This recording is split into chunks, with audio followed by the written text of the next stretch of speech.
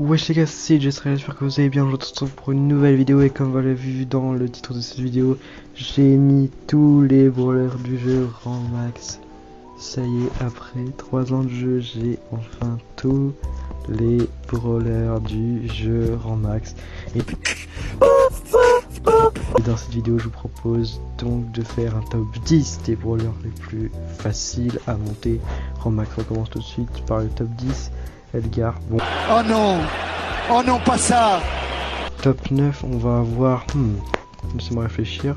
Ce soir, quand je fais des vidéos, je fais aucun script. Il n'y a pas de... Je le fais au feeling comme ça. En top 9, vous allez avoir Franck. Franck qui a eu... Pas récemment, mais maintenant qui a eu un rework assez important. Ce qui fait qu'il est devenu complètement abusé. Il a un gadget qui permet littéralement de rapprocher ton adversaire, un autre qui peut tout simplement juste enlever tous les effets. Comme ça, perso, je préfère celui qui augmente les dégâts une fois que tu tues un ennemi que celui qui te donne 1200 PV en plus. Il a aussi une hyper charge complètement broken que je n'ai même pas eu à prendre pour monter le brawler en max, ce qui fait que prouve que le brawler est complètement abusé. En top 8, vous allez avoir... Laisse-moi regarder. Buzz, bon...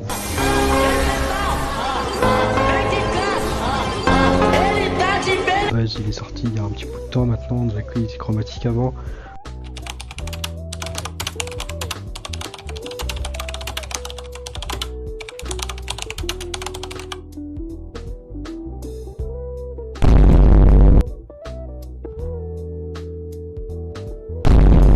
Alors sur Buzz, je vous conseille de prendre la vision dans les maps avec les bush et la planche pour vous échapper dans les maps ouvertes, voir les grappes vos adversaires qui vivent tout simplement range plus grande, et torpille renforcée, c'est pour juste avoir un stun d'une plus grosse durabilité. Donc je vous dis bien juste votre set en fonction du mode. En top 7, vous allez avoir Chuck.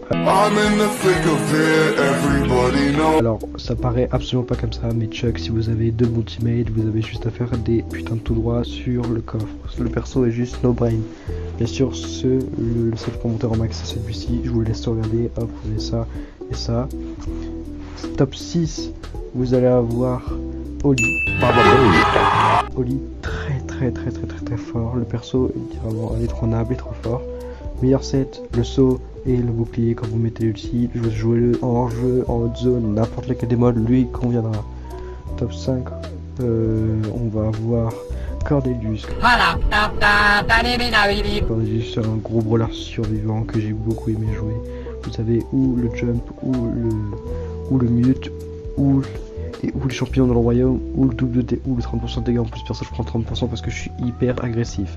Top 4, Kit, brawler de raciste par excellence.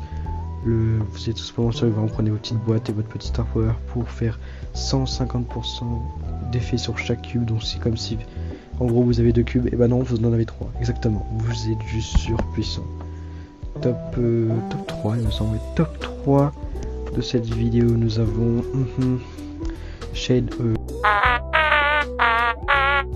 Shade, encore une fois un gros assassin qui va être hyper fort dans tous les modes, passe à travers les murs, la capacité est juste complètement abusée.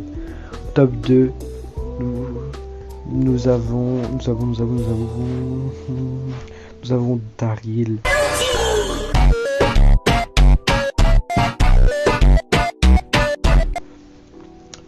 Qui va pouvoir avoir 2 ultis grâce à un buff qui a été sorti maintenant il y a un petit bout de temps.